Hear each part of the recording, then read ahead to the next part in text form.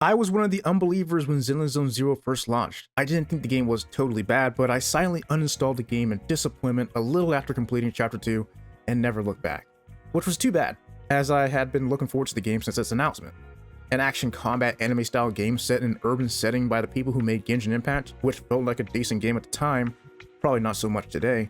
Sign me up, it sounded like it's going to be awesome. And the truth is, from what I played, it was awesome, in very tiny bursts.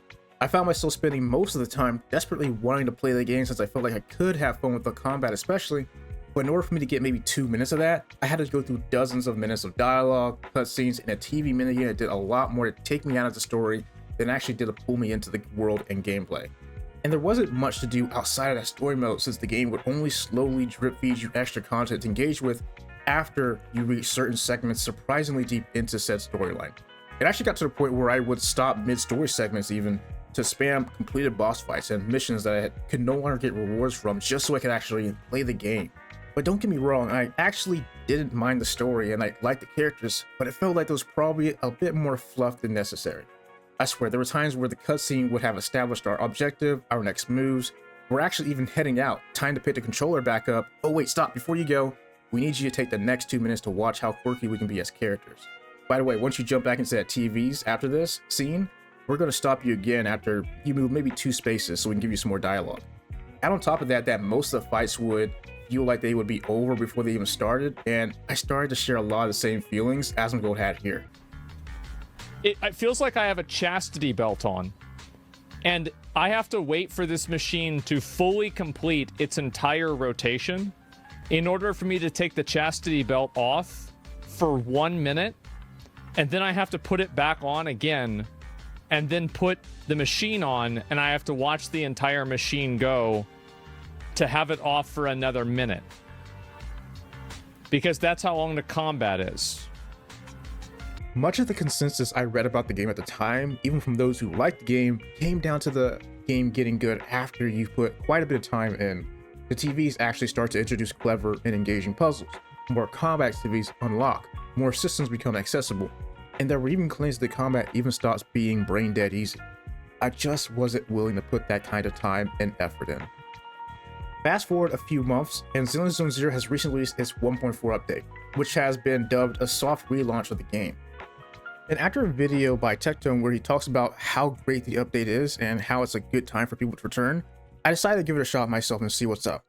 A few hours of play later, I'm gonna be honest here, I think I've become a new fan. The update comes with the usual bells and whistles of a gacha game update. New additions to the story, new characters, new events, new modes, but the biggest part of this update came with the changes in quality of life that addressed much of the concerns people had all the way back in release.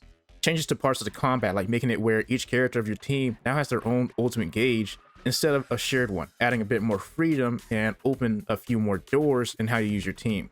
Being able to use any character you unlock as your character to wander the world with, which are all astonishingly well animated by the way. But out of everything, the biggest change has to be the complete phase out of the TV navigation system from the main storyline, to include 1.0 onward, replacing it with a 3D hacking game of not just straight up 3D world navigation, but the relevant characters. And this is just naming a few things. Honestly, to name some of these quality of life doesn't really feel like it does it justice, because it's just how much it improves the overall experience, which they do substantially. So if you're like me and couldn't really get into the game during 1.0, this video is for you especially. I want to talk about why I'm a lot more positive about the game now compared to when I was before, and why I think I'll be sticking around.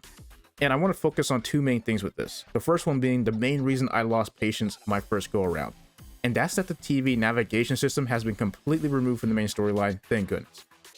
In all seriousness, I feel these TVs hurt the story more than they actually help, and that's because of a couple reasons. This was something I came more to understand as I played this new version of the story through some of Chapter 2 Interlude and Chapter 3. Those 2 things being seamlessness and attachment. The TVs are a very stop and go system off the rip.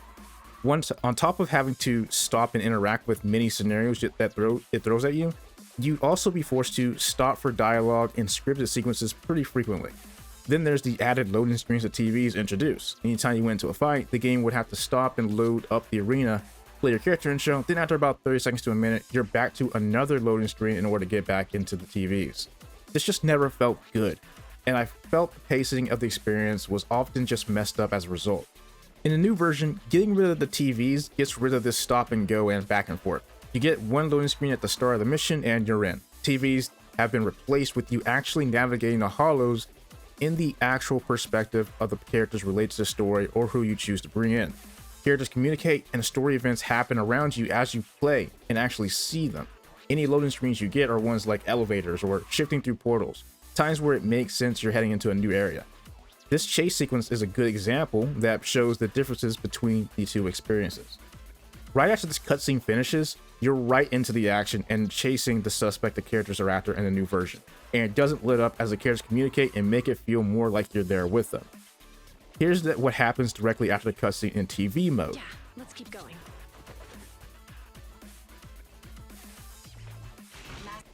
Yeah, stark difference. Immediately stop for dialogue. By the way, none of this caution Fairy is advising here actually matters. This is completely on rails.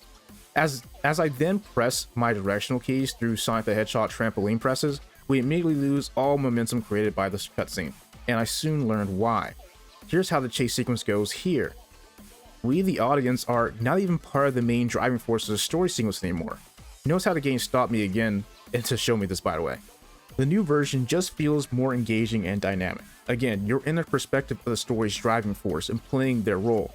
During these sequences in a new version, it may also have you shift between the perspective of the characters and the perspective of Eos depending on who has the active role. And you will usually find ways to hack into terminals or retrieve items in this perspective, something to help out the on-field agents in a bind. There's a new hacking minigame, including a Fall Guys test type. These all don't usually last more than around 30 seconds to a minute, and they honestly just feel like a better alternative to the TV system. This feels like a much more natural way of keeping Eos as a relevant participant, since it shows Eos as more of a separate and active entity of the party instead of having everyone just bunched up under his PNG. It also just helps seeing the results of Eos actions in a 3D world space. Which brings up that other point I was talking about that made the TVs not really stick with me. The attachment part. I mentioned early on that the TVs would often detach me from the story and events. The thing about the TV mode is that it uses a very notional language, meaning you're meant to infer and fill in the blanks on what's going on most of the time. Fortunately, the characters will usually give you a play-by-play of events as they happen to paint the picture more. But the only times you see the hollow you're in are in the intro cinematics, the cutscenes, or the combat arenas. And since no matter the location or event, all you're seeing is this upwards of 90% of the time. This theme for TVs does not change. If you get some wild terrain, they usually turn these TVs into a navigation puzzle to show that instead. They do a decent job at this notional language though. I can always follow what's happening generally, but that's not the same as feeling like I'm in the story. And that's the reason why the TVs just never really clicked with me. It's an extremely unimmersive way to tell a story and felt like a slog to get through since I'd often just be trying to get to the next bit of action.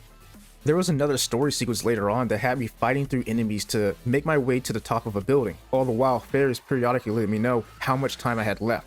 I felt like I was racing the clock, every second counted, and I needed to get through these mobs as fast as possible. It almost felt like an actual set piece even. I just can't imagine getting that same feeling through the old TV style. This new version increases immersion and keeps me in the action of this action game.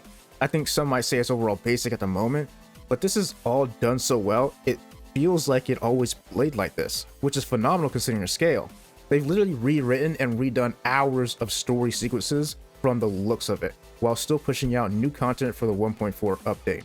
I think the team behind Zenless Zone Zero deserves more than some props for that kind of dedication. It had to have taken a ton of work to make this happen and maintain the schedule. And it's something that's super rare to see even in premium titles. Alright, now I know I've been pretty harsh about those TVs, but they aren't all bad, I'll give you that. They just usually feel like they overstay their welcome for me and were overly relied upon where they probably shouldn't really be relied on at all. I think they're fine as minigames, some side quests, or alternative content, which is where you'll still find them. Also, don't worry, if you're a masochist, you can still satisfy that kink of yours by turning on array mode before you jump into a story. This will turn TV mode back on. Otherwise, I feel this new way of experiencing the story is just a far superior method as it keeps you in the action and keeps you in the perspective of the story's current driving force, which is just more engaging. My brother, who is far less tolerant of bad stories than me, dropped the game halfway through chapter 1 on release. But with this update, even he found himself more able to appreciate the story and play through it. He's breezed through everything up to Chapter 2 Interlude and has enjoyed every step of the way with these changes. But I'd be lying if I said these changes are the only things keeping me playing. Back in 1.0, I admittedly thought the combat was just okay, fun enough. But these new characters take it to another level. Impact, style, speed. Each of the new characters I've tried out through story and other modes bring their own form of ferocity and flair that surpasses what I saw in 1.0. There's a huge emphasis on not just looking good, but also feeling really good to play. From the speed and aggression of Juyuan's sidearm and melee combat to the power and intensity of Qingyi's 3-point staff. Each character I've played made it feel like I was really tearing up the enemy, especially when I played at least semi-competently, thanks to the combination of brilliant sound design and snappy visual feedback. But the highlight is definitely going to be the face of 1.4, Hoshimi Miyabi. She combines everything good about the combat with an extra layer of flair and style. Nearly every flurry of attacks looks phenomenal thanks to the spectacle of blue frostfire effects. The sound design has a ferocious impact to it. And this combined with the subtle camera work hammer home a sensation of brutal savagery underneath the speed, efficiency, and precision. You're not just cutting them to pieces, you're tearing them apart. If this game had blood and gore, Miyabi would be the bloodiest character in the game, and not just because of the multi-hit attacks, not even close. Add on top how much style she strikes with her animations, and there's an added level of satisfaction to the moment-to-moment gameplay.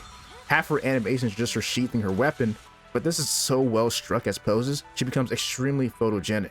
The flare cast from her silhouette at the end of each attack makes for fantastic wipeout screens and satisfying kills.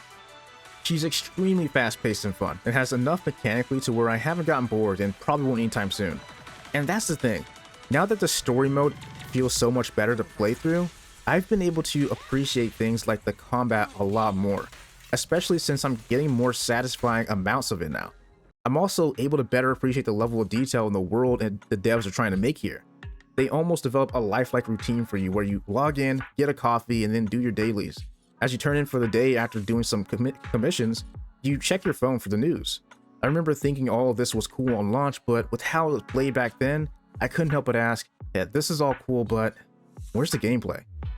But now I can easily put Zenless Zone Zero in my top 3 gacha games alongside Wuthering Waves and Honkai Star Rail. I will likely continue to play it and look forward to future patches even. Anyways, those are my current thoughts on Zenless Zone Zero gameplay wise. I'm having a blast. I'm actually going to go back to playing it after this. Thanks for watching. If you enjoyed the video, it would mean a lot if you guys left a like and subscribe for more, as I plan on making videos for Wuthering Waves 2.0 as well. I'll see you guys next time. Peace.